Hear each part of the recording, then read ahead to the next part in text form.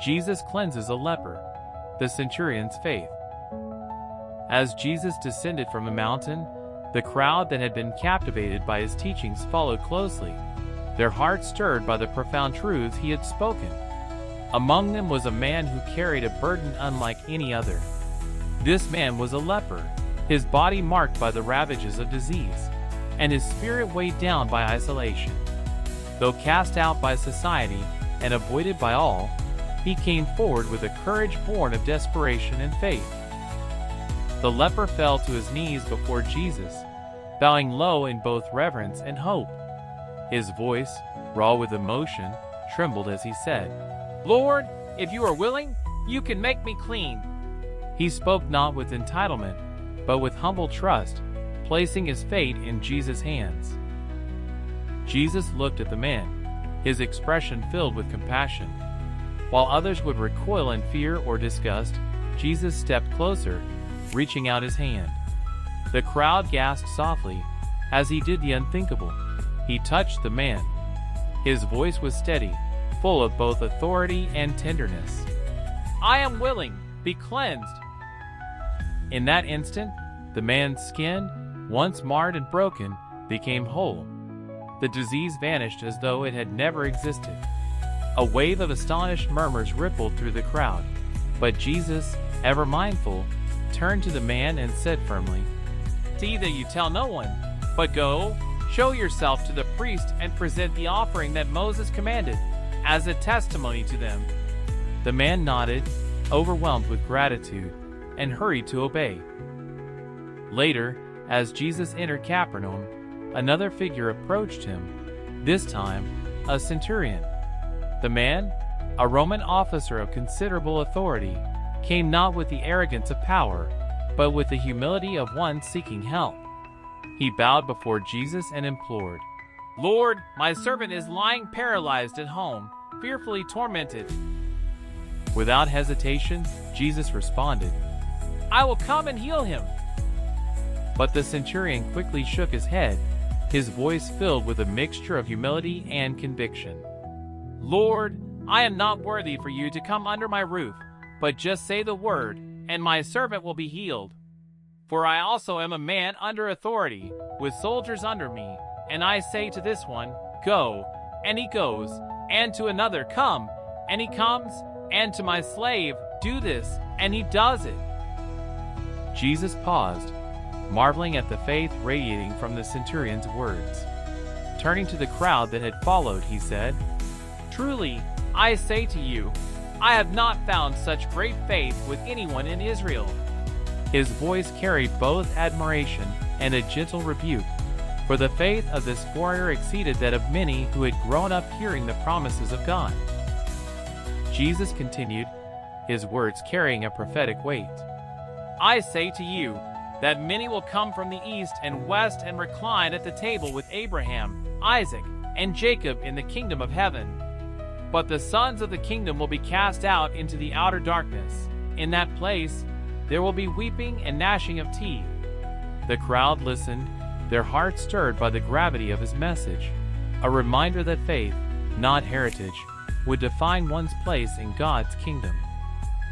Turning back to the centurion, Jesus said, "Go, it shall be done for you as you have believed." The centurion, filled with gratitude, bowed once more before leaving. At that very moment, the servant, lying helpless at home, was healed. The pain that had tormented him vanished, and strength returned to his body, a testament to the power of faith and the word of Jesus. The crowd, having witnessed these moments of divine authority and compassion, followed Jesus with awe. Each act, each word, revealed the heart of a Savior who came not only for the clean, but for the outcast, not only for the chosen, but for those who believed. Through him, the world began to glimpse the boundless reach of God's love and the power of faith. Peter's mother-in-law and many others healed. The dusty road to Capernaum stretched behind him as Jesus entered Peter's home, the warmth of the afternoon light streaming through the windows. Inside, the air was tense with worry. Peter's mother-in-law lay in bed, her face pale and her body weakened by fever. Family members moved quietly around the room, their eyes filled with concern, but there was little they could do. As Jesus stepped closer to her bedside, the room seemed to grow calmer. He looked at her with deep compassion, unshaken by her condition. Without hesitation, he reached out and gently took her hand. The warmth of his touch carried more than physical reassurance. It was a connection imbued with divine power. In an instant, the fever vanished. Her pale cheeks regained their color, and her eyes opened with renewed brightness. Strength coursed through her body, as though she had never been ill. Without hesitation, she rose from the bed, her movements now lively and purposeful. With gratitude radiating from her every action, she began to serve Jesus and the others in the house, her recovery a visible testament to his power. The word of Jesus' arrival spread quickly through Capernaum, carried by whispers and hurried footsteps. By the time evening settled, the streets outside Peter's home were teeming with people. Fathers carried their ailing children, friends supported those too weak to walk, and families gathered with loved ones tormented by unseen forces. The hopes of the town converged on this one small home, drawn to the man who was said to bring healing and peace.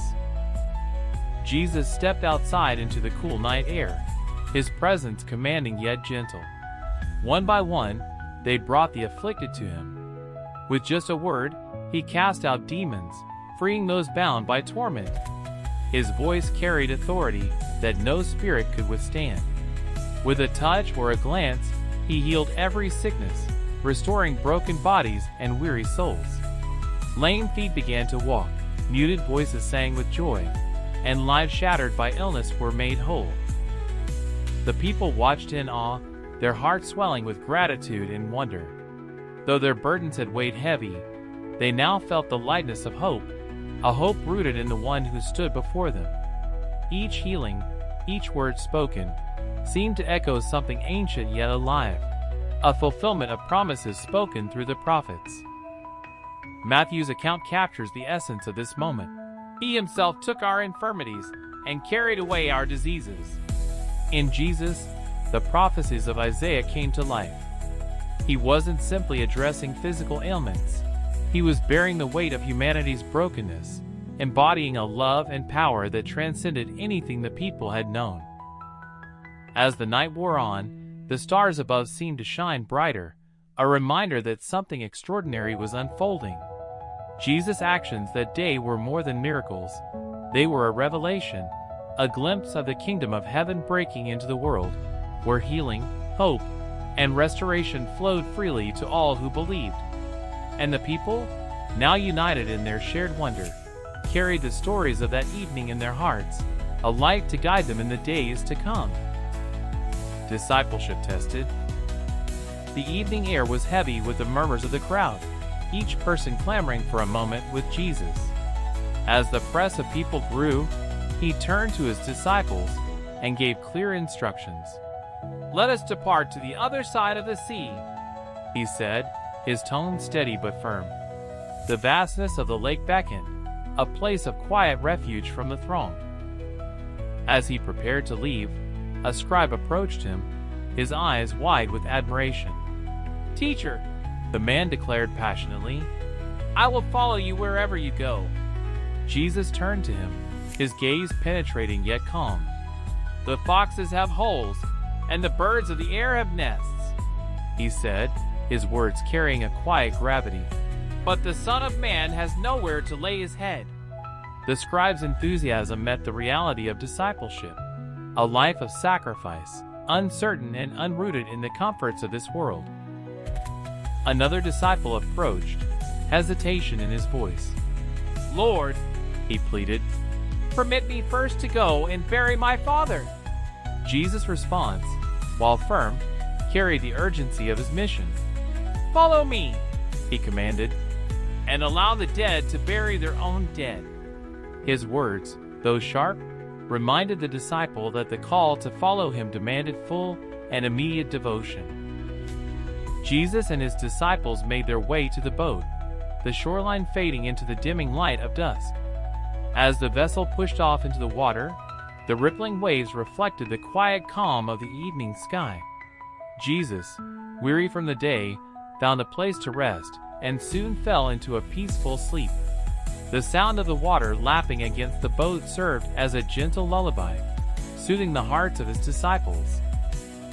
But as the night wore on, the tranquil sea transformed into chaos. Dark clouds rolled in, blotting out the stars, and the wind howled ferociously. Waves rose like walls, crashing against the boat with unrelenting force, tossing it violently. The disciples, seasoned fishermen who had braved many storms, found themselves overwhelmed by the sheer power of the tempest.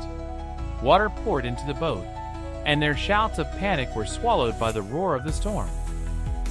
In their terror, they turned to Jesus, who remained asleep amidst the chaos, his face calm and untroubled. Desperation drove them to wake him, their voices trembling with fear. "Save us, Lord! We are perishing!" they cried, their faith buckling under the weight of the storm. Jesus opened his eyes and rose, his expression marked by both compassion and gentle reproach. "Why are you afraid, you men of little faith?"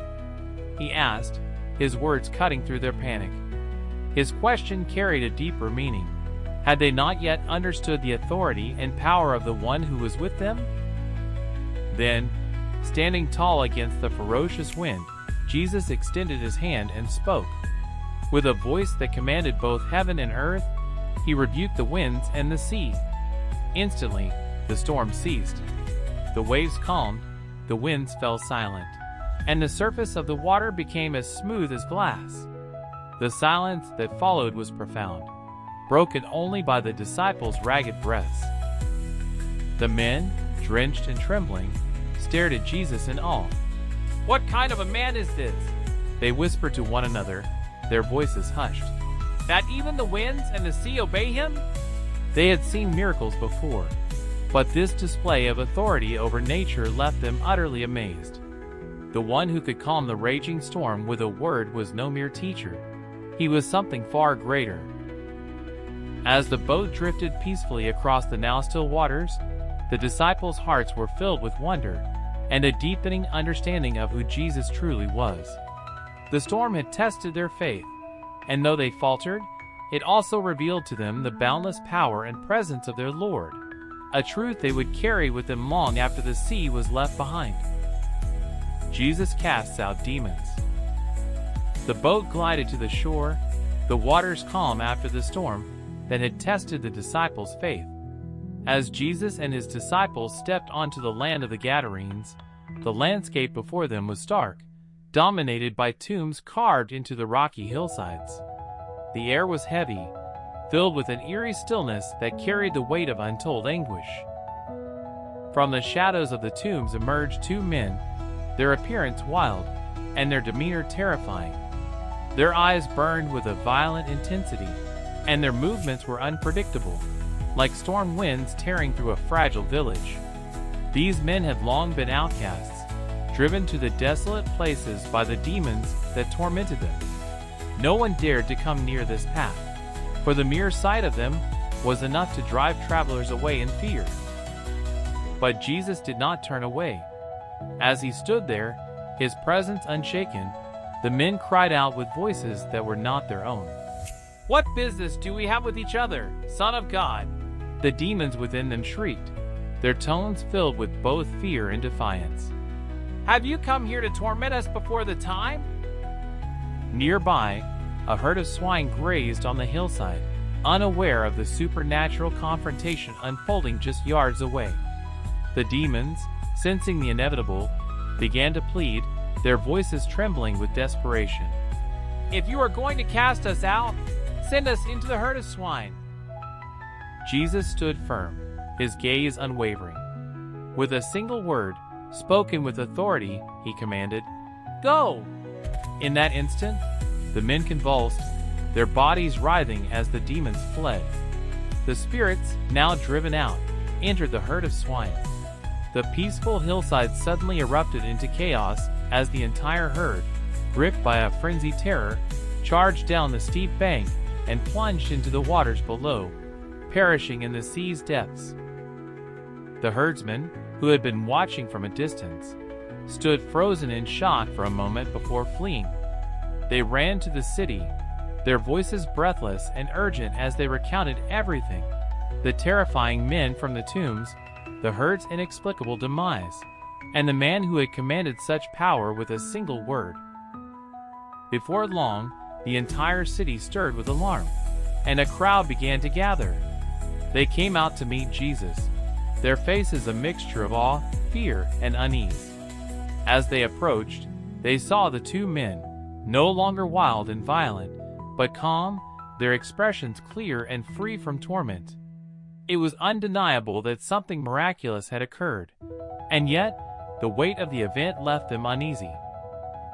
Rather than marvel at the freedom and restoration of the men, the people focused on the loss of the swine, their livelihoods disrupted by this act of divine power. Their fear overcame any desire to understand the greater meaning of what they had witnessed. With trembling voices, they implored Jesus to leave their region, unable to reconcile their discomfort with his presence. Jesus, ever patient, did not argue or explain himself. He turned and made his way back to the boat, the disciples following silently behind him. The shore grew quiet again, but the land was not the same.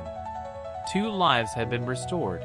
A confrontation with darkness had ended in victory, and the power of the Son of God had left an indelible mark on the Gadarenes.